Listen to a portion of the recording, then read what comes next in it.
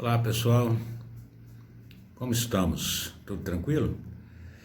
Bom, estamos aí depois de algum tempo, né? Gravando mais um videozinho para vocês, nossos famosos, né? Bom, famoso é modo de dizer, né? Coronavídeos, né?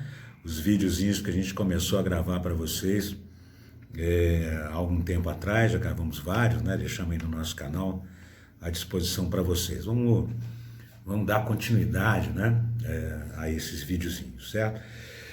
Olha só, o primeiro videozinho que a gente vai fazer agora dessa nova sequência, né, é sobre a Baixa Idade Média, né? Lá no nosso canal a gente já tem até a Alta Idade Média e vamos complementar essa parte aí do conhecimento histórico fazendo a Baixa Idade Média, certo? Primeira coisa importante que a gente tem que lembrar a vocês é que esses termos, Alta e Baixa Idade Média, não é simplesmente uma questão temporal, né, cronológica, tá? Existe uma diferença bastante significativa, né, entre a Alta e a Baixa Idade Média. São dois momentos muito diferentes da história da Europa, né? A gente costuma dizer, eu costumo dizer para os meus alunos o seguinte: olha, a Alta Idade Média é um período de construção e a Baixa Idade Média é um período de transformação. Isso é um macete importante para você que vai fazer prova, certo? Por quê? Porque ele já te joga direto dentro de uma determinada perspectiva histórica da Idade Média, né? Facilita o raciocínio, economiza tempo, e isso numa prova é fundamental, como a gente sabe, certo? Então, olha só, a Alta Idade Média é o período em que a Europa está construindo novas relações sociais, políticas e econômicas, né? A partir do final do Império Romano, que abalou profundamente a história da Europa, é claro, né? O Império Romano dominou a Europa durante séculos, né? E o fim do Império Romano, evidentemente, tem consequências importantes, né? Então é um período de construção. Todos aqueles novos povos, né? Os povos bárbaros que vão se assentando ali, vão trazer na sua cultura novas contribuições, e isso vai possibilitar a construção de novas relações políticas e econômicas, que a gente costuma chamar de, genericamente, né, dentro de um pacote, né, de feudalismo, né?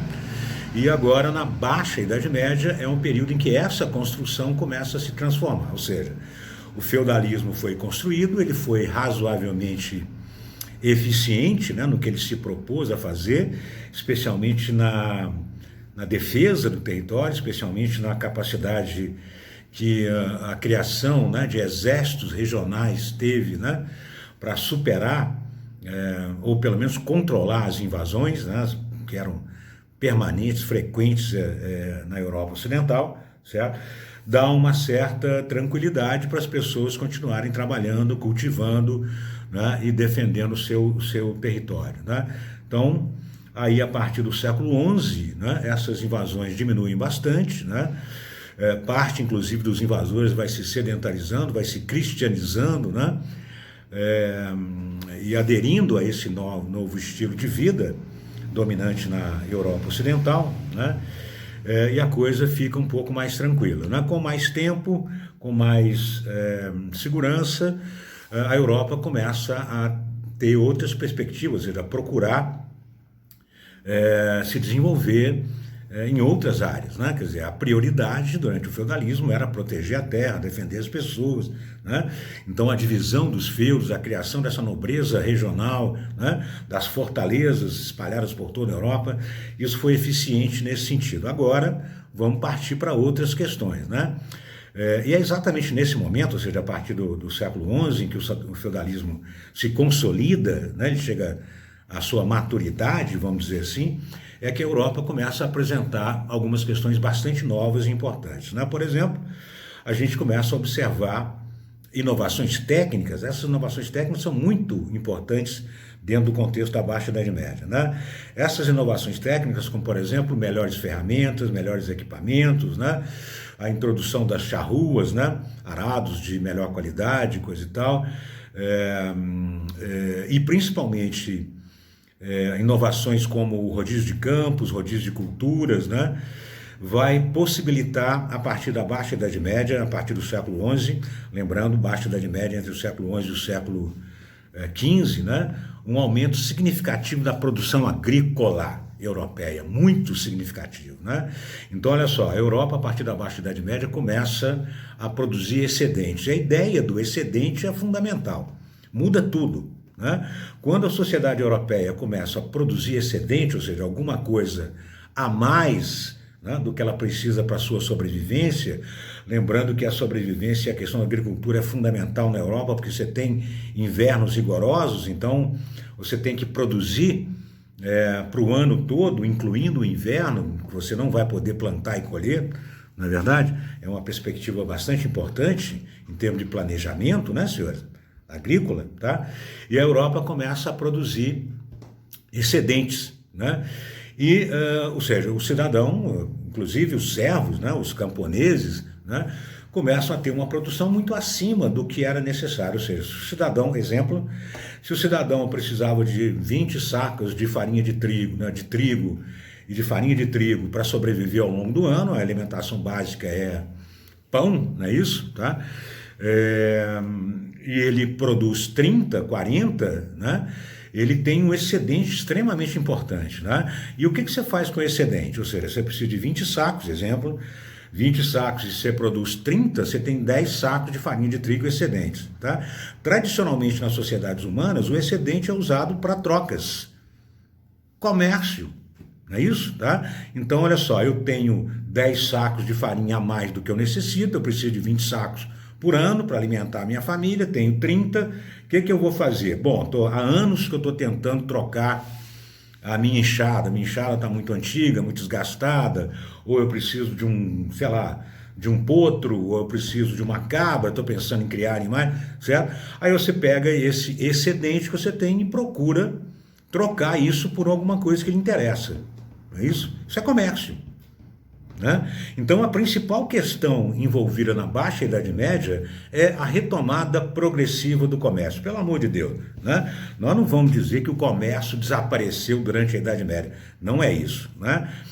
Ainda existia o comércio, né? O comércio só não era mais uma atividade central e importante. Né?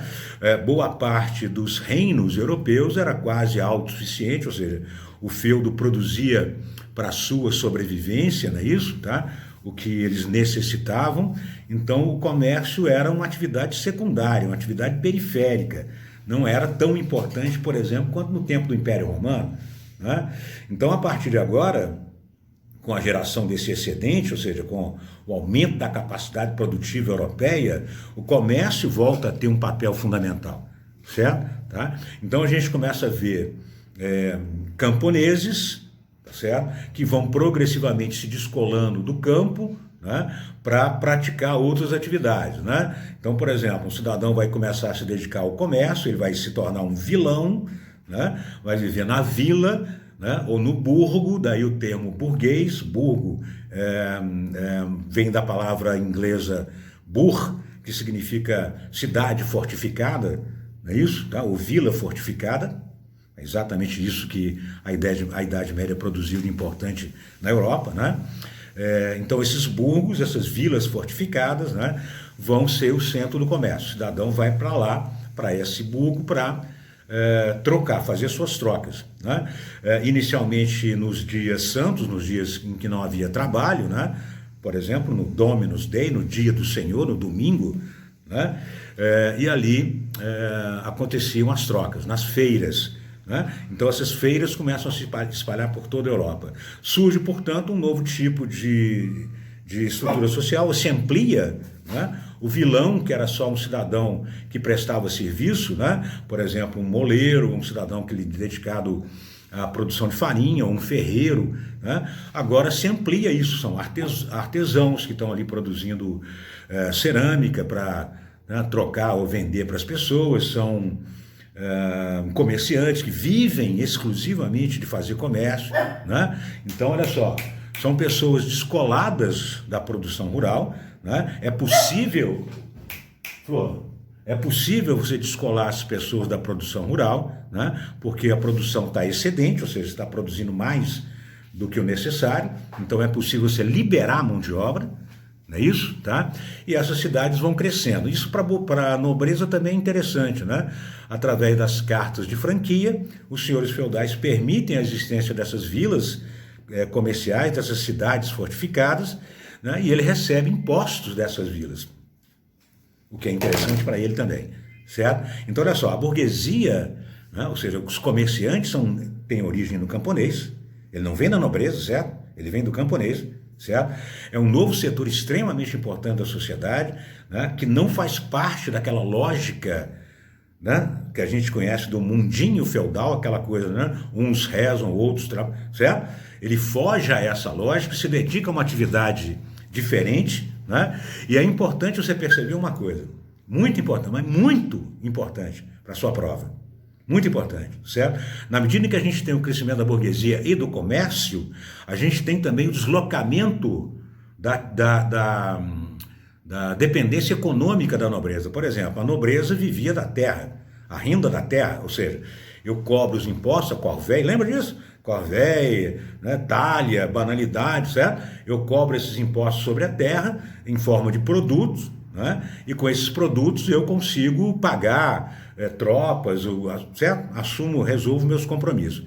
Quando você tem a retomada do comércio, e para facilitar o comércio, a retomada da atividade monetária, ou seja, a circulação de dinheiro é muito mais intensa na Europa a partir de agora, certo? A renda da terra não é mais suficiente para a nobreza. A nobreza vai precisar da moeda, né? A moeda, a circulação de moeda passa a ser importante, ter moeda para trocar por produtos passa a ser importante, certo?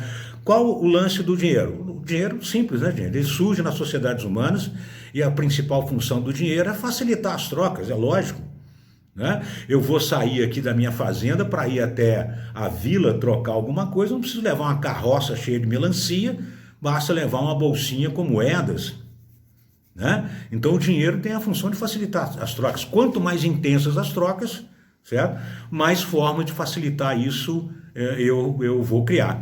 Nós estamos numa sociedade, em 2020, né, em que você não precisa mais de dinheiro para nada. Com um pedaço de plástico e um chip, tá certo? Você resolve suas coisas. Não precisa nem botar o cartão hoje em dia mais. Você só encosta o seu celular, né, você realiza trocas, né? Então, sociedades com alta taxa de trocas, de comércio, né, elas criam formas para facilitar essas trocas. E o dinheiro existe para isso, para facilitar as trocas, né? Então, a nobreza cada vez mais precisa de dinheiro, de moeda, certo? E a moeda vem da atividade mercantil, vem da burguesia e não necessariamente da terra, ou seja, a simples posse e controle sobre a terra não assegura mais a renda em moeda. Eu preciso cobrar impostos sobre outras atividades, exemplo, das cidades, certo? Isso, gente, isso é importante pra caramba do ponto de vista do poder político, né, e das relações sociais, certo? A nobreza, os nobres, cada vez mais precisam do comércio, né? Por quê? Porque ele precisa de dinheiro para realizar os seus projetos de governo, os seus projetos de poder, pagar os seus soldados, certo? Então, onde é que ele consegue dinheiro? Cobrando impostos. Sobre quem? Sobre a atividade comercial, certo? Então, ele se torna extremamente interessado na ampliação dessa atividade comercial. Percebam isso. Isso é muito importante do ponto de vista das relações sociais e políticas. Beleza? Tá? Então, olha só. A Idade Média e a ascensão da burguesia, a chamada Revolução Comercial, ela vai colocar em xeque o mundo feudal, né? É o que a gente chama de crise do feudalismo. A crise do feudalismo vem exatamente, né, do momento em que dentro do feudalismo surge uma atividade, que é o comércio, né, que bagunça a estrutura, né, desse mundo, né? E ele vai precisar se reorganizar, né, se repensar, tá certo? Isso vai ser acelerado pelas cruzadas, né, e pela peste negra, tá? Então a gente volta no segundo vídeo, esse já está ficando muito longo, né, para a gente comentar sobre a crise do feudalismo, certo? E a passagem para a Idade Moderna. Valeu, gente, grande abraço.